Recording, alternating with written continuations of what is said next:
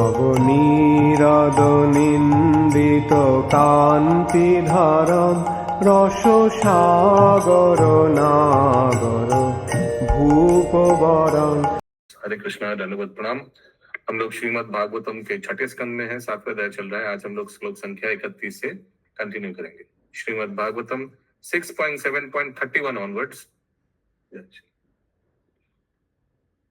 सब कृपया दोहराइए। तस्मात् प्रीति पितॄणाम आर्तानाम, तस्मात् पितॄणाम आर्तानाम आर्तिं परा परा भवाम,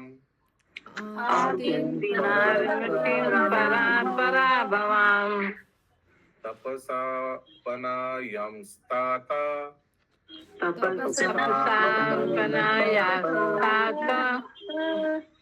संदेशाम कर्तुमर्हसि।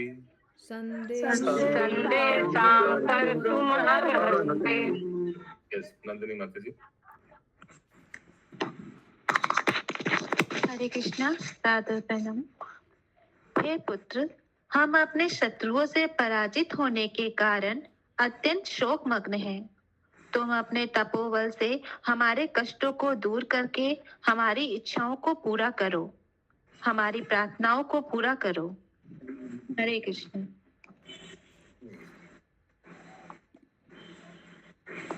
तो डायरेक्ट पुत्र बोल के संबोधन भी कर दिया। पहले श्लोक में आया था विश्वरूप।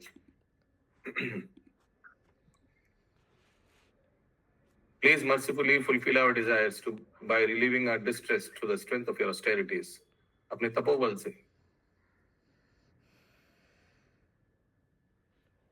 वृणीमाहे त्वपाध्यायाम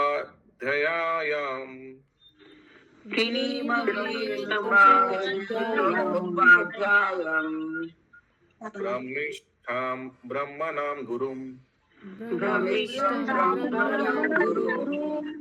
यथान्दास विजेष्यामा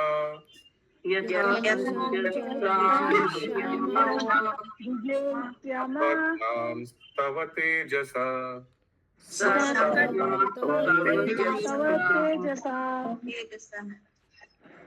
चूंकि तुम परब्रह्म से पूर्णतया परिचित हो और पूर्ण ब्राह्मण हो, अतः तुम जीवन के सभी आश्रमों के गुरु हो।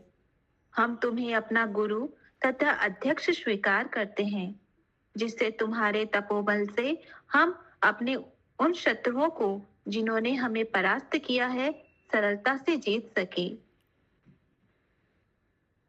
तात्पर्य: मनुष्य को चाहिए कि किसी विशेष कार्य के लिए विशेष प्रकार के गुरु के पास जाए। अतः किया ही नहीं है, बोखला में करके चली गई, अब कौन बोलेगा बात।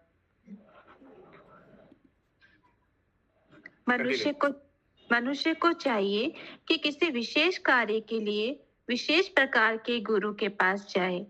अतः यद्यपि विश्वरूप देवताओं से निम्न स्तर पर थे, किंतु असुरों को जीतने के लिए उन्होंने विश्वरूप को अपना गुरु बनाना स्वीकार किया। हरे कृष्ण।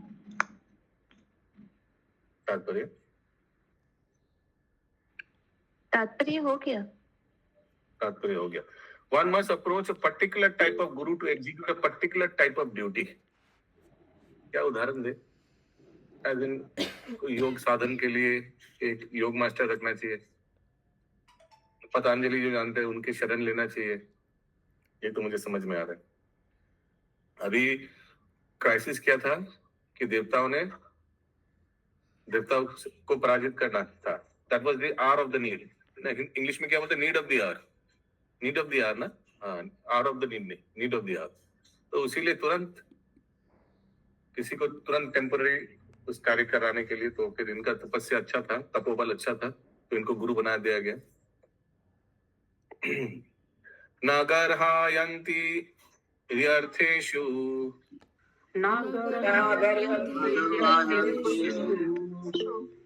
यविष्ठाङ्घ्रि अभिवादनम्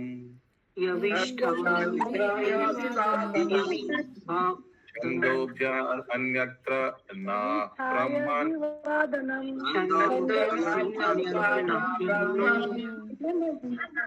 वयोज्येष्ठस्य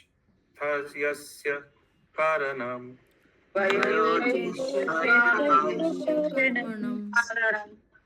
या सुमन गौरंगी माता जी आप कुछ पूछ रहे थे, सॉरी। प्रभु जी वही विशेष गुरु बोल रहे हैं ना, विशेष कार्य के लिए विशेष गुरु स्वीकार करना। वही योगा का तो वही- एग्जाम्पल, इसलिए योगा का एग्जाम्पल दिया। सोचिए अभी किसी का अगर क्या हो गया, कुछ अगर शुगर वगैरह हाई हो गया, प्रेशर हाई हो गया, प्राणायाम वाणायाम करना चाहिए, तो अभी वही एजेंडा है, तो उस पर्टिकुलर उस कार्य के लिए अभी कुछ योग पद्धति सीखना चाहिए। तो उस पतंजलि क्या बोलता है, हठ योगा के लिए एक टीचर बुलाकर उनका शरणागत। हठ योग तो ध्यान योग हो गया ना प्रभु। हठ योग ध्यान योग हो गया। हाँ, हठ योग ध्यान योग। ये हठ योग में ये भी आता है ना, ये पतंजलि। हठ योग में पतंजलि नहीं आता प्रभु। हठ योग मतलब कि अपनी इंद्रियों को जबरदस्ती मतलब कंट्रोल करके आता है शायद भगवान की सेवा में। हठ योग में पतंजलि आता है, हमको जितना दूर मालूम है। ये बहुत योगा अच्छा, क्लास फिर का नाम, बहुत योगा क्लासों का नाम तो हठ योगी है। एनीवेज, ठीक है। हठ योग में सारा फिजिकल एक्सरसाइजेस वो सब आता है इंक्लूडिंग पतंजलि। अनुवाद। देवताओं ने आगे कहा, हमसे छोटे होने के कारण अपनी आलोचना से मत डरो। ऐसा शिष्टाचार वैदिक मंत्रों पर लागू नहीं होता। वैदिक मंत्रों को छोड़कर सर्वत्र गुरुता आयु से निर्धारित होती है। किंतु यदि कोई वैदिक मंत्रों के उच्चारण में बड़ा चढ़ा हो तो ऐसे कम आयु वाले व्यक्ति को भी नमस्कार किया जा सकता है। अतः तुम भले ही संबंध में हमसे छोटे हो, किंतु तुम बिना किसी हिचक के हमारे पुरोहित हो सकते हो। क्लियर है ना तात्पर्य? कहा गया है, वृद्धत्वम वयसा, बिना आयु में बड़ा न होकर भी मनुष्य वृद्ध ज्येष्ठ हो सकता है। यदि कोई ज्ञान में वरिष्ठ है तो वृद्ध न होते हुए भी वह ज्येष्ठ हो सकता है, ज्येष्ठ हो जाता है। विश्वरूप देवताओं का भतीजा होने के कारण उनसे छोटा था, किंतु वे उसे अपना पुरोहित बनाना चाहते थे, अतः उसे उनका नमस्कार स्वीकार करना पड़ेगा। हरे कृष्णा, हरे कृष्णा। अच्छा, देवताओं का भतीजा, भगवान नारायण का एक्सपेंशन, आस्था का एक्सपेंशन, देवताओं का भतीजा। कोई समझा पाएगा कैसे भतीजा हो? नेक्स्ट जनरेशन हो सकता है देवताओं का भतीजा। हाँ बोलिए माता जी। प्रभु जी, त्वष्टा का पुत्र विश्वरूप था तो छोटा ही ऑब्वियसली देवताओं से।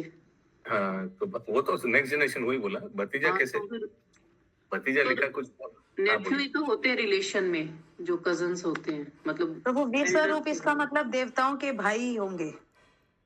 उस हिसाब से दृष्टा जो है वो भतीजा होगा। नेफ्यू माने नेक्स्ट जनरेशन। भाई कैसे हो गया? भाई माने सेम जनरेशन, माने भगवान और देवता एक ही समान होने से अगला जनरेशन नेफ्यू। त्वष्टा जो है वो भतीजा है ना, विश्वरूप थोड़ी ना भतीजा है। विश्वरूप त्वष्टा के लिए यहाँ पे विश्वरूप के लिए बोल रहे हो? हाँ, विश्वरूप भतीजा है, विश्वरूप के लिए बोल रहे हैं, ठीक है। यस पंकज प्रभु। और त्वष्टा उनकी बहन हो गई ना देवताओं की। त्वष्टा देवताओं की बहन हो गई। त्वष्टा तो फर्स्ट ऑफ ऑल त्वष्टा तो उनके फादर तो सेम है ना, इसलिए वो। हरे कृष्णा, त्वष्टा बहन कैसे होगा? त्वष्टा तो मेल है। अच्छा, तो भाई होगा। त्वष्टा भाई होगा, क्यों होगा? कैसे? फादर सेम है ना, कश्यप। कश्यप ने कहा, correct, yes, this makes sense, yes, correct. आगे देवताओं ने स्पष्ट किया कि इसमें उसे हिचकना नहीं चाहिए। वह उनका पुरोहित बन सकता है क्योंकि वह वैदिक ज्ञान में आगे है। इसी प्रकार चाणक्य पंडित का भी उपदेश है, नीचाद अप्युतम ज्ञानम। मनुष्य समाज की नीची श्रेणी के व्यक्ति से भी ज्ञान प्राप्त कर सकता है। सर्वोच्च वर्ण के सदस्य होने से ब्राह्मण शिक्षक होते हैं, किंतु यदि किसी निम्न परिवार का व्यक्ति यथा क्षत्रिय, वैश्य या शूद्र के परिवार का व्यक्ति ज्ञानी है तो उसे शिक्षक के रूप में स्वीकार किया जा सकता है। श्री चैतन्य महाप्रभु ने रामानंद राय श्री चैतन्य चरितामृत मध्य 8.128 के समक्ष अपने विचार व्यक्त करते हुए स्वीकार किया है कीबा विप्र कीबा न्यासी शूद्र केने नय येन कृष्ण तत्ववेता सही गुरु है। उसको थोड़ा ट्यून में पढ़िए, चैतन्य चरितामृत का ट्यून। चैतन्य चरितामृत कीबा विप्र कीबा न्यासी शूद्र केने नय ये क्या है? येन, ये तो मुझे कोई नहीं है। पंजाब रेजिमेंट का कोई टान टान टान टान किबा विप्रो किबा नासी शूद्रो केने नय जय कृष्ण तत्ववेता श्री गुरु है। ये ट्यून भी क्या याद नहीं रहता? चैतन्य चरितामृत का ट्यून, भागवत गीता का 2 ट्यून, चैतन्य चरितामृत का 1 ट्यून, वो चैतन्य चरितामृत का ट्यून, वही भक्ति रत्नाकर का ट्यून, वही कृतिवास रामायण का ट्यून, तो सेम है। अध्याय बता दीजिए ना। अध्याय बता दीजिएगा। क्या ये भागवतम का 7वां अध्याय, छठे स्कंद 7वां अध्याय, श्लोक संख्या 33। सो किबा विप्रो, तो जय कृष्ण तत्ववेत्ता, जो भी चाहे वो शूद्र हो, लेकिन अगर वो तत्ववेत्ता है, किबा विप्र, विप्र माने ब्राह्मण, किबा न्यासी, न्यासी माने सन्यासी, शूद्र कहने ना, शूद्र भी हो, नो प्रॉब्लम, लेकिन जो भी कृष्ण तत्ववेत्त, जो भी कृष्ण तत्व को जानता है वही गुरु होने के योग्य है। आगे, चाहे कोई ब्राह्मण हो या शूद्र अथवा ग्रस्त हो या सन्यासी, इसमें कोई अंतर नहीं पड़ता। ये तो सभी भौतिक उपाधियां हैं। आत्मज्ञानी पुरुष के लिए ये उपाधियां व्यर्थ है। अतः यदि कोई कृष्ण भावना अमृत के विज्ञान में सिद्ध है तो वह गुरु बन सकता है, चाहे मनुष्य समाज में उसकी स्थिति कैसी भी क्यों न हो। हरे कृष्ण। मुकुंद प्राण प्रभु। प्रभु जी, यहाँ जो चैतन्य महाप्रभु ने रामानंद राय को व्यक्त करते हुए स्वीकार किया है, इसका माने क्या है? रामानंद राय को क्या ये बता रहे हैं इसके बारे में? रामानंद राय को बोला हमको सुनाओ कृष्ण तत्व, क्या तुमको ज्ञान है, सुनाओ। तो रामानंद राय बोला मैं तो एक नौकर हूँ, सरकारी नौकर हूँ, मैं तो शूद्र हूँ। उस समय कोई भी अगर एक्चुअली काम करता था उसको शूद्र कंसिडर करता था। तो रामानंद बोला मैं क्या आपको समझाऊं, मैं क्या आपसे क्या बोला हूँ आपको। तो फिर महाप्रभु ने ये श्लोक बताया था। अच्छा, यानी एक तरह से गुरु उनको मानकर उनको समझा। महाप्रभु ने और किनको गुरु बनाया? एक तो रामानंद राय को गुरु बनाया, उनसे श्रवण किया। एक छोटा लड़का था गोपाल गुरु, याद होगा आप लोगों को, उनको भी महाप्रभु ने गुरु बनाया, उनसे भी श्रवण किया। गोविंद को गुरु बनाया, गोपाल गुरु। गोपाल गुरु। या अगला श्लोक 34 नंबर। श्री ऋषि उवाच अभ्यर्थिता सुरागणे आदित्य महातपा स्वविष्णुपस्तन आहा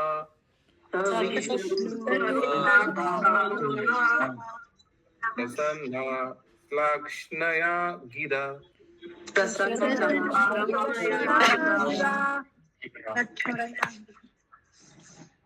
सुखदेव गोस्वामी ने आगे कहा, जब सब देवताओं से आगे कहा तो ये क्यों फिर से आया? ये तो सुखदेव गोस्वामी बोल रहे हैं, लेकिन अभी फिर से अलग से क्यों आया बताइए तो। मैं कल बताया था। हाँ जी माता जी बोलिए। सुखदेव गोस्वामी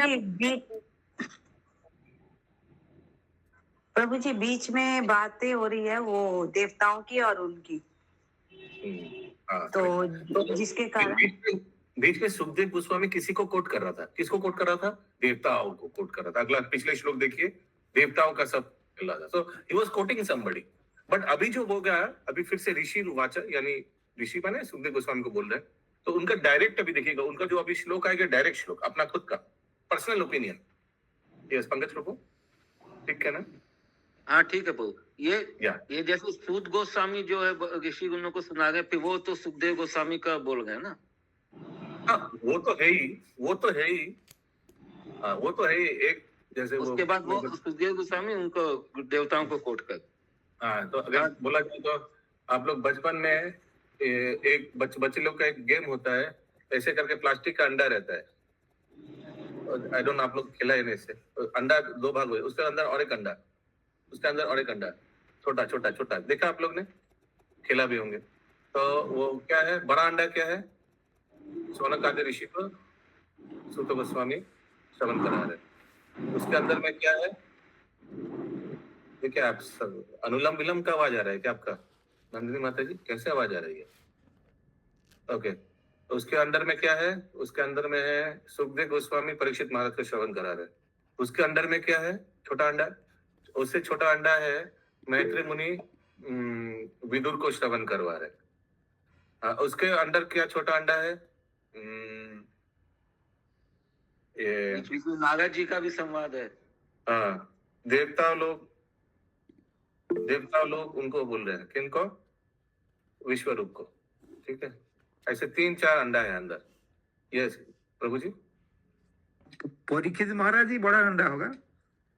परीक्षित महाराज नहीं, सबसे बड़ा अंडा सूत गोस्वामी है, क्योंकि सौनक आदि ऋषि ने बोला था, हे सूत गोस्वामी सुनाइए, आप जो श्रवण किया था सुखदेव गोस्वामी की और परीक्षित महाराज का जब वार्तालाप हो रहा था, जो आप उधर उपस्थित थे, वो जो आपने श्रवण किया वो हम लोग को सुनाइए.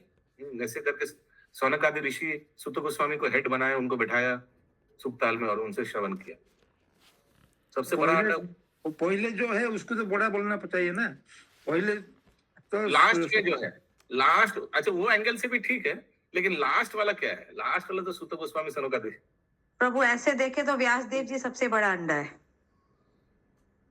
और उससे बड़े अंडे तो कृष्ण है. भगवान का अंडा बोलने शुरू कर. यस, अद्भुत चरण प्रभु लिख रहे हैं, सत्कर्मो निपुना विप्रो मंत्रस्तत्र विशारदा. ओके, अवैष्णव गुरु न स्वाद वैष्णव स्वपचो गुरु. A scholarly Brahmana expert in all subjects of the Vedic knowledge is unfit to become a spiritual master without being a Vaishnava. But a person born in a family of a low caste can become a spiritual master if he is a Vaishnava. हाँ, तो वही जय कृष्ण तत्व वेत्ता. तो एक स्वपच भी, जो स्वपच वो भी गुरु हो सकता है, लेकिन उनको कृष्ण वेत्ता वही लिखा है, जय कृष्ण तत्व वेत्ता शेष गुरु है. जा ओके, अनुवाद. सुखदेव गोस्वामी ने कहा, जब सब देवताओं ने महान विश्व रूप से पुरोहित बनने के लिए प्रार्थना की, तो महान तपस्वी विश्व रूप अत्यंत प्रसन्न हुए. उन्होंने उन्हें इस प्रकार उत्तर दिया. हरे कृष्ण. अभी विश्वरूप उत्तर दे रहा है. श्री विश्वरूप उवाच. श्री विश्वरूप धर्मशीले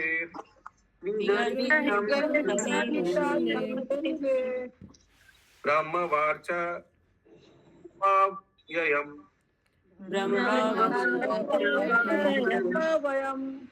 कथं नु मद्विधो नाथ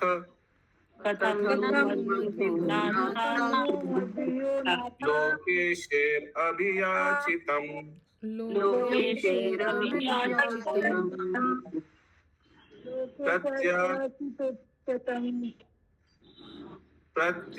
प्रत्याख्यास्यति तच्छिष्य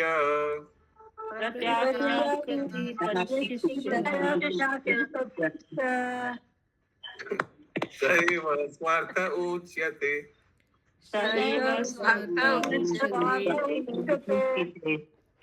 तो आगे का जमाने में सब था, ट्यूबलाइट, उसके क्या होता था, स्टार्टर लगाना था, चोक लगाता था, तो ट्यूबलाइट ऑन करने के बाद 10-12 सेकंड बाद पट पट पट पट करके जलता था.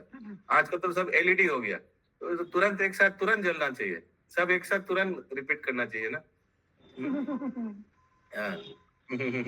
यस अनुवाद। से विश्व रूप ने कहा, हे देवो, यद्यपि पुरोहिती स्वीकारने की निंदा की जाती है कि इसकी स्वीकृति से पूर्व अर्जित ब्रह्म तेज घटता है, किंतु मुझ जैसा व्यक्ति आपकी व्यक्तिगत प्रार्थना को कैसे ठुकरा सकता है? आप सभी संपूर्ण ब्रह्मांड के महान आदेशक हैं।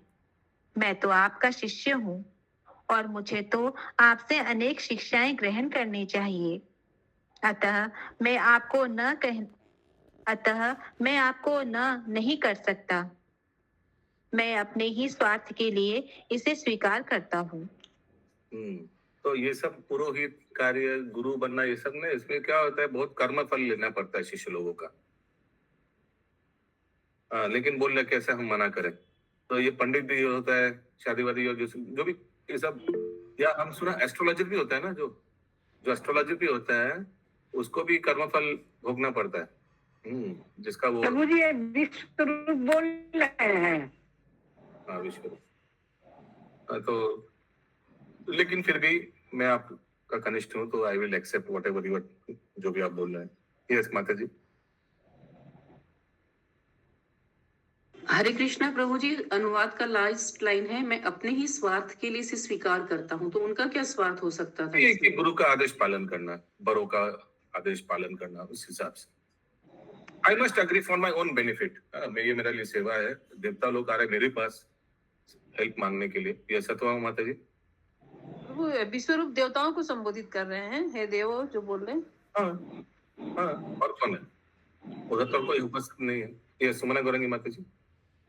प्रभु जी एस्ट्रोलॉजर का क्या स्वार्थ होता है?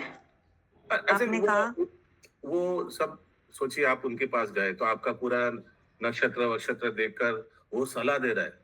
वो एस्ट्रोलॉजी इज कंप्लीटली एनालिसिस। ये सब विचार करके आपका क्या होने वाला है वो अपना राय दे रहा है। So he is going deep inside somebody's, क्या बोला मैंने, आपका घर की बात समझ रहे हैं, आपका पूरा छानबीन करके आपका इनसाइड में जा रहा है। So that's a big risk. he is meddling into somebody else's life. हाँ, तो वो उसकी जानकारी रखता है, तो वो, लेकिन उसका अपना स्वार्थ तो नहीं है, वो पैसा ले रहा है, बस बता रहा है। पैसा ले रहा है वो मत बोलिए, पैसे सब कुछ नहीं होता। बट इसमें क्या होता है, इसमें कर्मफल लग जाता है। तो इसीलिए वही he has to take कर्म, कुछ कर्म लेना पड़ता है दूसरे का। आगे अनुवाद। योग्य ब्राह्मण के कार्य हैं पठन, पाठन, यजन, याजन, दान तथा प्रतिग्रह। यजन तथा याजन शब्द यह बताते हैं कि ब्राह्मण को जन समुदाय के उत्थान के लिए पुरोहित बनना होता है। जो कोई गुरु का पद स्वीकार कर लेता है, वह अपने यजमान के पाप पूर्ण बंधनों के फलों को निरस्त करता है। इस प्रकार पुरोहित या गुरु द्वारा किए गए पूर्व पुण्य कर्मों के फल का हास होता है। इसीलिए विद्वान ब्राह्मण पुरोहिती स्वीकार नहीं करते, तो भी परम विद्वान ब्राह्मण, जैसे just like for example Prabhupada was exception. Prabhupada तो पुरोहित भी हो गए, अपने शिष्य लोग को खुद शादी करवाया। लेकिन कोई वैष्णव वो पुरोहित पंडित जी नहीं बनना चाहेगा। प्रभु जी लिख रहे हैं, एवरी एक्शन और Karma which is not associated with Krishna comes with a baggage. No, even if it is associated with Krishna, Prabhu, even if it is like दीक्षा देना तो वो भी तो associated with Krishna। प्रामाणिक परंपरा में किसी को दीक्षा दे रहा है, लेकिन अगर शिष्य गड़बड़ किया तो कर्मफल भोग करना पड़ेगा गुरुदेव को। या आगे। तो भी प्रभु जी यहाँ पे हरे कृष्णा, चाणक्य पंडित का हम लोग बोल सकते हैं। वो हमें चंद्रगुप्त मौर्य के राजमहल से दूर रहते थे, उन्होंने उनका इसीलिए वो दूर रहते थे कि वो उनका वो अलग चीज हो गया। वो कृपाचार्य और चाणक्य पंडित में जो फर्क है, हरे कृष्णा, सब जागते रहिए, जागते रहो। हाँ, तो वो पैसा लेता था और उसी के घर में रहता था, और दूसरा घर से बाहर रहता था, पैसा नहीं लेता था। पुरोहित मतलब ही तो ये होता है, पूर्व मतलब घर में रहना और हित मतलब उसका भला चाहना। तो पुरोहित उसी को कहते हैं जो घर में रह करके दूसरों का हित करे, उसको पुरोहित कहते हैं। टॉपिक वो नहीं है, टॉपिक है कर्मफल ग्रहण करना पड़ता है। ये कार्य ही ऐसा है, आप you are going deep down inside somebody's, ठीक है, वो कार्य ऐसा है। फॉर एग्जाम्पल क्या बताया, अभी वेरी क्रूड एग्जाम्पल बता रहा हूं, कोई अगर ड्रेन साफ करेगा उसका हाथ गंदा हो गई, और क्या बताया। यस विनीता, बेनोता माता जी। तो वो पुरोहित और गुरु एक ही होते हैं क्या? नहीं, ऑफ कोर्स नॉट। यहाँ पे लिखा हुआ पुरोहित माने क्या? पुरोहित माने टेम्पररी। आपका घर में अभी शांति यज्ञ करेंगे, पंडित जी आइए, पैसा लीजिए, काम करिए, ठीक है। हाँ, वो तो जो पूजा कराते हैं, और गुरु जो दीक्षा देते हैं। तो यहाँ पुरोहित या गुरु लिखा हुआ, कौन कॉन्टेक्स्ट में वो प्रसंग क्या यूज कर रहे हैं, वो डिपेंड करता है। यस, आगे। तो भी परम विद्वान ब्राह्मण विश्व रूप ने देवताओं के प्रति सम्मान रखने के कारण उनकी पुरोहिती स्वीकार की। हरे Krishna. Thus, the results of pious acts previously performed by the priest or spiritual master are diminished. वो पुण्य क्षय हो जाएगा व्यक्ति का। वो जो तपोबल है, वो जो तपस्या में जो इतना दिन साधु वो तपस्या करके जो उसका जो पावर इकट्ठा हुआ था, वो घट जाएगा ये सब कार्य करने से। अगला श्लोक 36 नंबर। अकिंचनानाम हि धनाम सिलोचनाम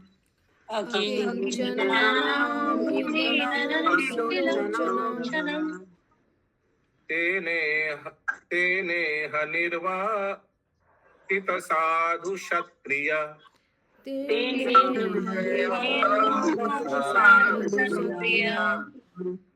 कथम विगार्ह्यं नु करोमि अधीश्वर।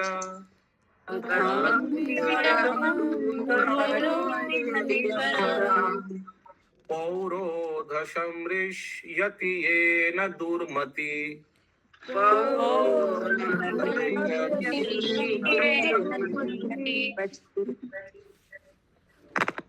हे लोकपालो, सच्चा ब्राह्मण वह है जिसके कोई भौतिक संपत्ति नहीं होती।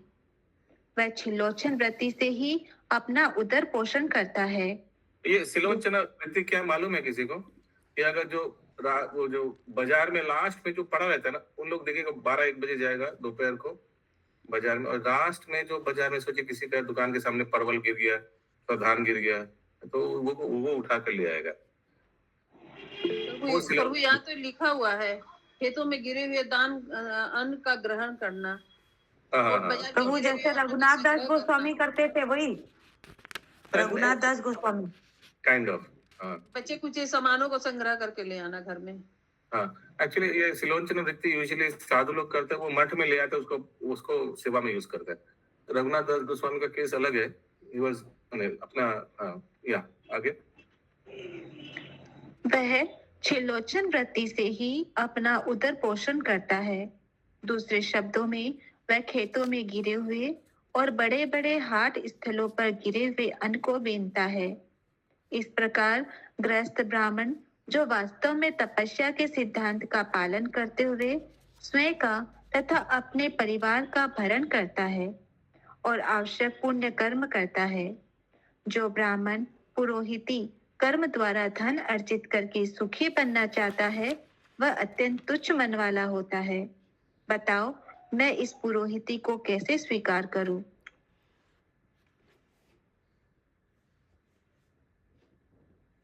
How shall I accept such priesthood?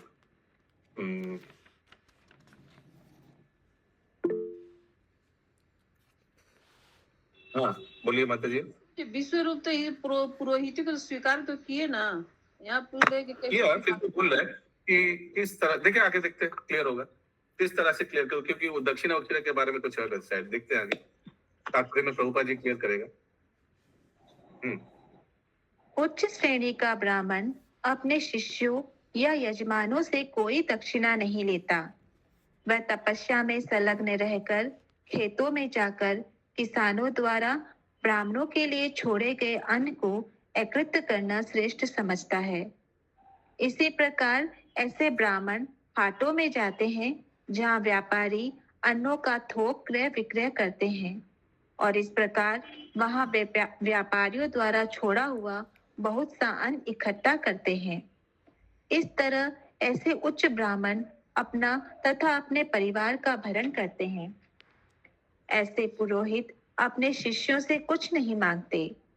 उन्हें क्षत्रियों या वैश्यों की तरह ऐश्वर्य में जीवन बिताने, नकल करने की इच्छा नहीं होती। तात्पर्य यह है कि शुद्ध ब्राह्मण स्वेच्छा से गरीबी का जीवन स्वीकार करता है और भगवान के अनुग्रह पर ही पूर्णतया निर्भर रहता है।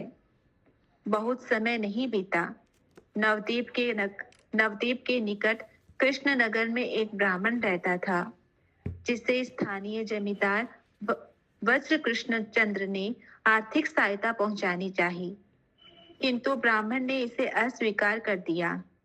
उसने कहा कि वह अपने ग्रस्त जीवन में ही अधिक प्रसन्न है, क्योंकि उसे अपने शिष्यों से चावल मिल जाता है और इमली की पत्तियों की वह सब्जी बना लेता है। उसे जमींदार से सहायता लेने की कोई आवश्यकता नहीं है। निष्कर्ष यह निकला कि ब्राह्मण को भले ही अपने शिष्यों से प्रभुत्व धन प्राप्त हो, किंतु उसे चाहिए कि पुरोहिती से प्राप्त इस धन को वह अपने व्यक्तिगत लाभ में न खर्चे, उसे वह परमेश्वर की सेवा में लगाए। हरे कृष्ण। वेरी वेरी विचार सिद्धांत है, वेरी नाइस। सो ये वो एक क्या कहावत आता है इसमें, इस प्रसंग में, स्वेच्छा दारिद्र ब्राह्मण, वो क्या उन्हें बताया था बहुत दिन आगे, किसी को याद है वो फ्रेज? स्वेच्छा माने ब्राह्मण एक्सेप्ट्स पॉवर्टी स्वेच्छा से। Although just like for example, वो देवाहुति का जो पति था, क्या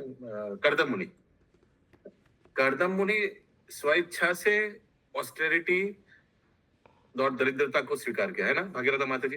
ही बिकॉज उनका पास सब शक्ति था। जब देवाहुति ने बोला ऐसा ऐसा चाहिए तो तुरंत सब कुछ दे दिया। तो वो एक श्लोक आता है, फ्रेज आता है, क्या याद नहीं आ रहा है, वो स्वेच्छा से ब्राह्मण दरिद्रता स्वीकार करता है, by choice, not by force.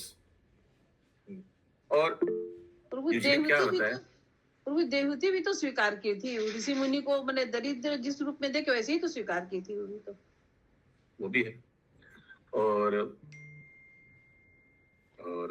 Okay, so usually क्या होता है, यूजुअली जो भी ब्राह्मण को गिफ्ट्स वगैरह जो भी कुछ मिलता है वो भगवान के सेवा में लगाना चाहिए। That is the rule.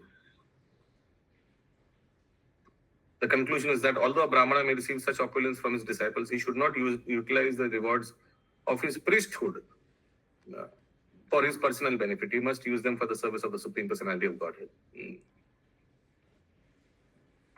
अगला श्लोक 37 नंबर। तथापि न प्रतिब्रूयाम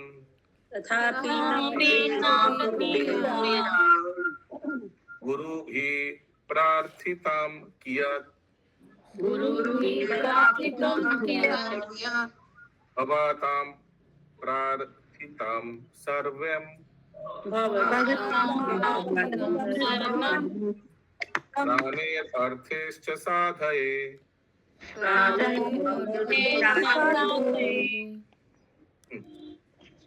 आप सभी मुझसे बड़े हैं, अतः भले ही पुरोहिती स्वीकार करना निंदनीय है। मैं आप लोगों की छोटी से छोटी प्रार्थना को नकार नहीं सकता। मैं आपका पुरोहित बनना स्वीकार करता हूँ। मैं अपना जीवन तथा धन अर्पित करके आपकी प्रार्थना पूरी करूंगा। हरे कृष्ण। कितना नंबर तक है फातिमा जी? 40 तक प्रभु जी, 40 तक लास्ट। 40 तक, ओके। प्रभु जी पुरोहित बनना क्यों निंदनीय है? हाँ, क्योंकि जैसे बताया कुछ दक्षिणा लेना पड़ेगा, कर्म फल भी लेना पड़ेगा साथ साथ पैकेज में। तो इसलिए इट इज नॉट एडवाइजेबल दक्षिणा लेना पर्सनल बेनिफिट के लिए। It is a part of पुरोहित कार्य। अगला श्लोक 38। पंकज प्रभु। हरे कृष्ण प्रभु जी। तो जैसे शूद्र बोलते हैं ना कि जो दूसरों का काम करते हैं, दूसरों का जॉब करते हैं, ऐसे पुरोहित जो दूसरे के लिए यज्ञ करता है ना, इसलिए कि वो सबॉर्डिनेट हो जाता है, भगवान के छोड़ के किसी और दूसरे का सबॉर्डिनेट बन जाता है। शूद्र शूद्र थोड़ा अलग चीज एक्चुअली, ये स्पिरिचुअल रिलेटेड ही है। अच्छा, हाँ, ऐसा नहीं, ये माने इन जो प्रसंग चल रहा है अभी पुरोहित का, गुरु पुरोहित, तो माने ये कोई भौतिक चीज के लिए यूजुअली नहीं है। ओके। तो वो ये शूद्र कर्म कांड में आ गया, कर्म कांड में आ गया, बट थोड़ा जैसे फॉर एग्जांपल यहाँ देवता जो उनका गुरु है, गुरु माने गुरुजन जैसा है, उनका हित के लिए अभी वो अपना तपोबल को दे रहा है। और भी एक प्रसंग आता है, हमको याद नहीं आ रहा है, ये भागवतम में आता है, जहाँ वो बोलेगा कि आपका हड्डियों चाहिए दधीची का। हाँ, कोई ब्रह्मा ही भेजता है सब मुनि यही तो प्रभु वृत्तासुर का वध करने के लिए, हाँ, दधीची का हड्डी चाहिए, प्लीज वृत्तासुर का वध आपका करने हड्डी के दे दीजिए सब, लिए देवता लोग दे देता है फिर। हाँ, प्रभु यहाँ पे भी तो देवता लोगों का स्वार्थ के लिए वो कर रहे हैं ना, इसमें देवताओं लोगों का कृष्णा कॉन्शियसनेस तो कहीं नहीं है। They in the want sense- to देवता dwell from the devil. no, there is, they are representatives of Krishna, they are authorities of Krishna, they are no ordinary position, ये सब हाई ब्रह्मा जी भेजा उन लोगों को, recommendation by Brahma ji, who is very close associate of Bhagwan. It is no small thing, it is not to be taken as some materialistic activity. Shri बादरायणे रुवाच,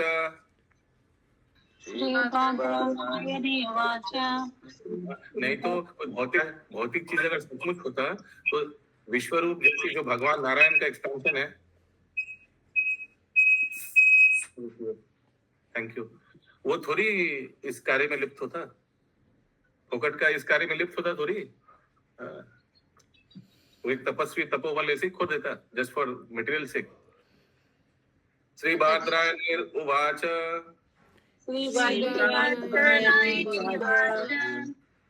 तेभ्यो एवं प्रतिश्रुत्य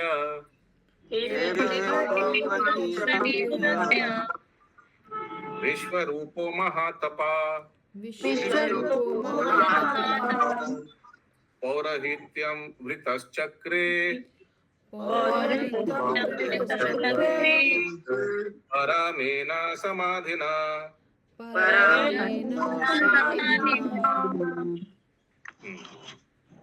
श्री सुखदेव गोस्वामी ने आगे कहा, हे राजन, देवताओं को यह वचन देकर चारों ओर से देवताओं से घिरे हुए महान विश्वरूप अत्यंत उत्साह एवं मनोयोग से आवश्यक पुरोहिती कर्म करने लगा।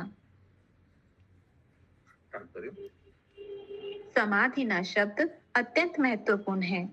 समाधि का अर्थ है स्थिर मन से पूर्णतया तल्लीन होना। विश्वरूप अत्यंत विद्वान ब्राह्मण था। उसने न केवल देवताओं की प्रार्थना स्वीकार की, वरन उनकी प्रार्थना को गंभीरता पूर्वक ग्रहण किया और अविचल चित्त से पुरोहिती कर्म करने लगा। तात्पर्य यह है कि उसने किसी आर्थिक लाभ की दृष्टि से नहीं, वरन देवताओं को लाभ पहुंचाने के लिए yes, so not for material gain, और देवताओं को लाभ पहुंचाने के लिए, देवताओं को लाभ पहुंचाने के लिए पुरोहिताई स्वीकार की। यही पुरोहित का कर्तव्य है। अतः पुरोहित शब्द का तात्पर्य है परिवार का हित करने वाला। पूरा शब्द का दूसरा अर्थ परिवार और हित का अर्थ है कल्याण। पूरा शब्द का अर्थ है प्रथम। पुरोहित का प्रथम कर्तव्य है कि वह सभी प्रकार से अपने शिष्यों का आध्यात्मिक तथा आर्थिक लाभ सोचे, तभी वह संतुष्ट रहता है। पुरोहित को कभी भी अपने स्वार्थ के लिए वैदिक अनुष्ठान नहीं करना चाहिए। हरे कृष्ण। तो देखिए विनीता माता जी, यहाँ पुरोहित का मतलब गुरु जैसा, अपना शिष्य का हित समझे। तो इसीलिए जैसे श्रील प्रभुपाद ने अपने शिष्य का हित के लिए खुद विवाह अनुष्ठान कार्य में पुरोहित बना। यस, मुकुंद प्राण प्रभु। प्रभु जी, यहाँ लिखा हुआ है कि यहाँ सभी प्रकार के अपने शिष्यों के आध्यात्मिक तथा आर्थिक में तो भौतिक भी आ जाएगा प्रभु जी। नहीं तो आर्थिक में भौतिक उतना भौतिक नहीं। जैसे फॉर एग्जाम्पल, जैसे मैंने उदाहरण दिया विवाह अनुष्ठान, तो शिल प्रभुपाद ने अपने शिष्य को तो शिक्षा विक्षा सब कुछ दिया, भगवत शिक्षा दिया, लेकिन फिर विवाह अनुष्ठान भी करवाया। वो तो थोड़ा भौतिक एंगल में है ना, लेवल में है ना विवाह अनुष्ठान। हाँ, तो ये भी उन्होंने स्वीकार किया। यस, सोचिए फॉर एग्जाम्पल कोई अगर बोलता कि थोड़ा मेरा थोड़ा हम लोग थोड़ा ये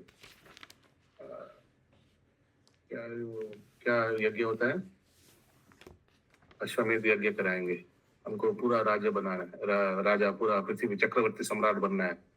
थोड़ा गुरु को बोला प्लीज थोड़ा आप यज्ञ अनुष्ठान करवाइए। हाँ, तो उस हिसाब से, उस एंगल से ठीक है, गुरु राजी हो गए। ये सत्यभामा माता जी। तो वो जैसे दधीची का हड्डी का जैसे प्रसंग चल रहा है वृत्तासुर का वध करने के, वो भी तो देवताओं के कल्याण के लिए हुआ था ना। यस, तो फिर ये कर्म कांड तो गिनती में कैसे हुआ? नहीं होगा, उसीलिए कि राजी हो गया ना। सोचिए दधीची मुनि जो तपस्या कर रहा था, उनको भंग कराया, वो राजी भी हो गया देने के लिए। क्यों? देवता लोग आया, भगवान का प्रतिनिधि है इन लोग। कोई आम टॉम डिक हैरी आता तो दे देता, ये विश्व रूप क्यों राजी हुआ? देवता लोग आया।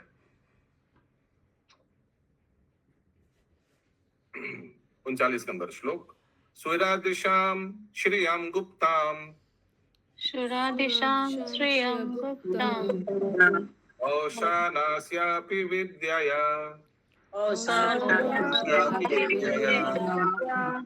अच्छिद्यादान महेन्द्राय वैष्णव्य विद्यया विधु। जैसे अभिषेक को लिख रहा है, विवाह अनुष्ठान of a devotee also not a material activity. Yes, भक्तों का विवाह अनुष्ठान हो रहा है। उसीलिए दैट्स व्हाई ही एग्रीड। सोचिए बाहर का कोई व्यक्ति अगर आकर बोलता है प्रभुपाद जी इनको भी थोड़ा विवाह करा दीजिए तो प्रभुपाद जी कभी राजी नहीं होते। अनुवाद।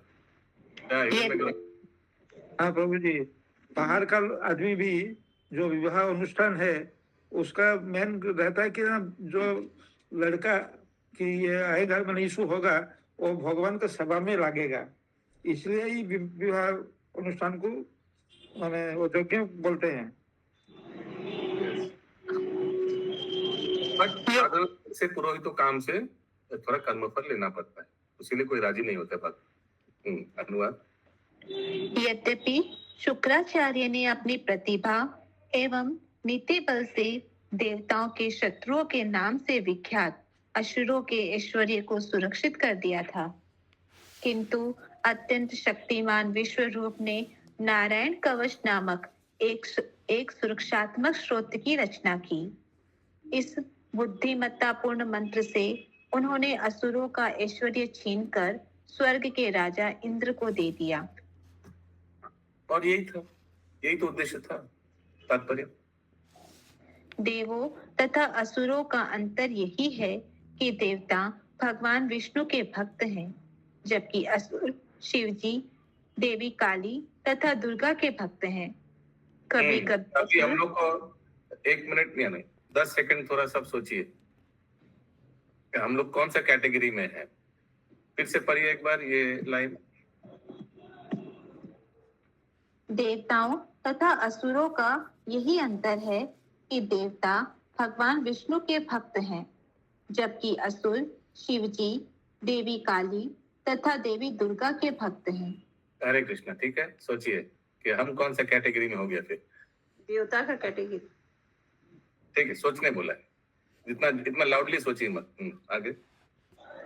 कभी कभी असुर ब्रह्मा के भी भक्त होते हैं।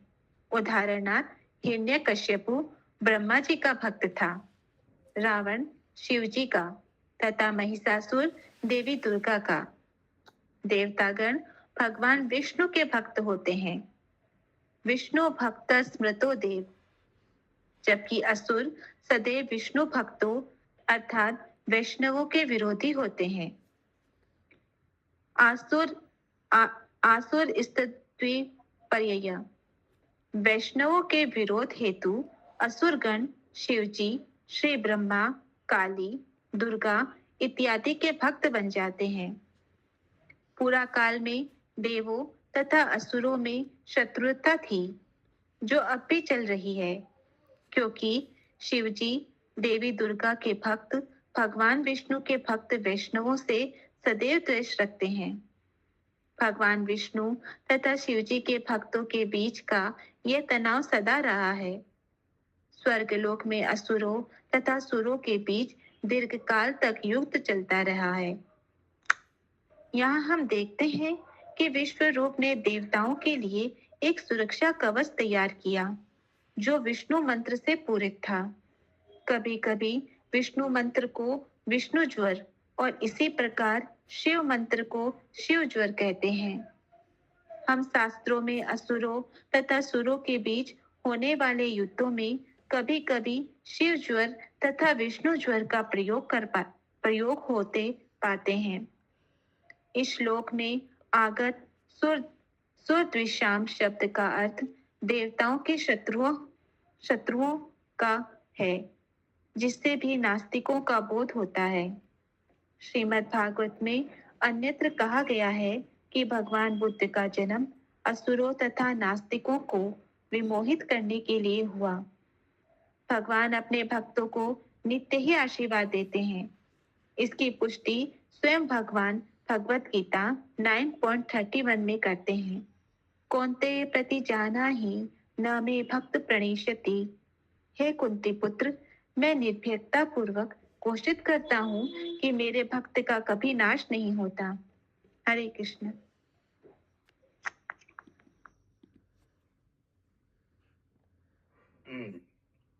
और एक भी कारण याद आ रहा है कि ये देखिए, ये राजी हो गया देवता लोग को हेल्प करने के लिए, क्योंकि इनको मालूम है कि देवता लोग अभी अपने पद में नहीं है और भगवान ने देवताओं को अपना पद, उन लोगों का पद संभालने दिया, सो दैट उन लोग ब्रह्मांड को देखभाल कर पाए, है ना।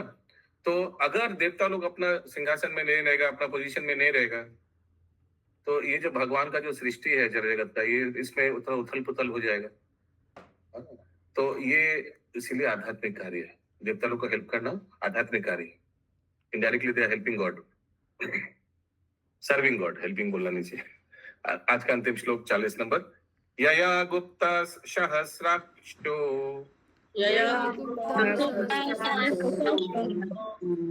यज्ञे असुर चमूर विभु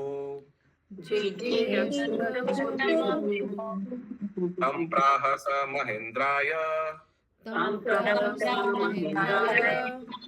विश्वरूप उदारधि।